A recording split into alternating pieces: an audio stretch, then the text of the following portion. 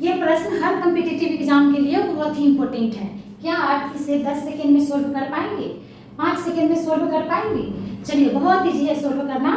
इसको ratio method से हम सोल्व करेंगे। ठीक है, तो चलिए देखते हैं। प्रश्न, यदि दो संख्या किसी तीसरी संख्या से क्रमशः 30% और 37% कम है तो दूसरी संख्या पहली संख्या से कितना कम होगा? पहली संख्या, दूसरी संख्या और तीसरी संख्या।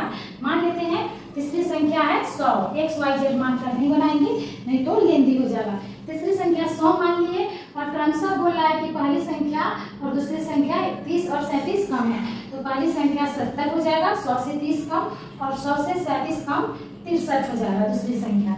ये हमारा पहली, दूसरी, तीसरी संख्या का रेशियो मिल है। ठीक है, अब नेक्स्ट कह रहा है कि दूसरी संख्या पहली संख्या से कितना प्रतिशत कम है। तो देखते हैं कि दूसरी संख्या पहली संख्या से कितना कम है। तो 7 कम है। किसके सापेक्ष? तो पहली संख्या के सापेक्ष। तो बटा में 70 लिखेंगे और गुने 100। इसको काट देंगे, 7 दहाई के 70 और 10 दहाई के 100, यानी 10% हमारा आंसर आ गया। है ना इजी? इसी तरह से मैथ को इजीली सोल्व करने के लिए हमारे चैनल से जुड़े, इसे लाइक शेयर और सब्सक्राइब जरूर करें।